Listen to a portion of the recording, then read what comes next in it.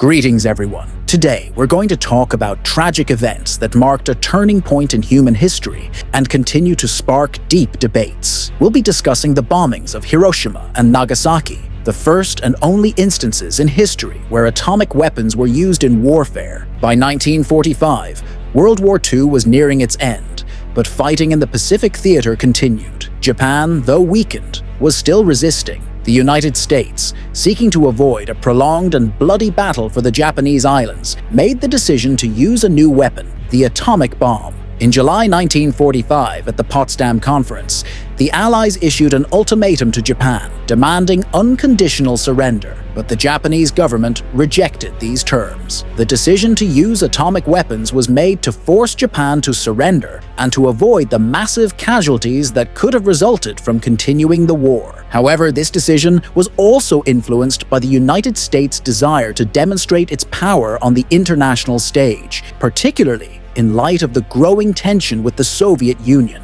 On August 6, 1945, an American B-29 bomber named Enola Gay dropped the first atomic bomb, nicknamed Little Boy, on the Japanese city of Hiroshima. The explosion occurred at about 600 meters above the ground. In an instant, the city center was obliterated. Approximately 70,000 to 80,000 people were killed instantly, and by the end of the year, the death toll had risen to 140,000 due to radiation sickness, burns, and injuries. The horrors experienced by the residents of Hiroshima are indescribable. Those closest to the epicenter of the explosion were vaporized on the spot, and many others suffered fatal burns and severe injuries. Fires broke out across the city, and radiation caused widespread illness and mutations among the survivors. 3 days later, on August 9, 1945, a second atomic bomb, nicknamed Fat Man, was dropped on Nagasaki. Although this city was a less prioritized target,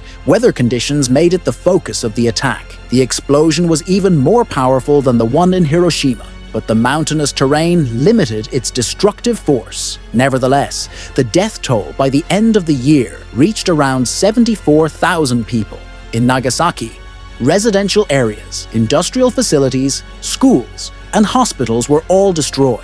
People suffered from radiation burns and poisoning, and many died from cancer and other radiation-related illnesses in the years that followed. These two atomic bombings had a shocking effect and forced Japan to surrender on August 15, 1945, marking the end of World War II. However, the moral and ethical aspects of using atomic weapons remain the subject of heated debate to this day. Was the destruction of so many civilians justified? Could there have been another way to end the war? While some argue that the bombings saved many lives by preventing a prolonged war, others point to the immense suffering of the civilian population and the long-term effects of radiation, which plagued survivors for decades. Today, Hiroshima and Nagasaki have become symbols of peace and the fight for a future free of nuclear weapons. Annual memorial events are held in these cities, where people from around the world gather to honor the victims and express their commitment to peace. These tragic events serve as an important lesson for all of humanity. They remind us of the terrifying consequences of war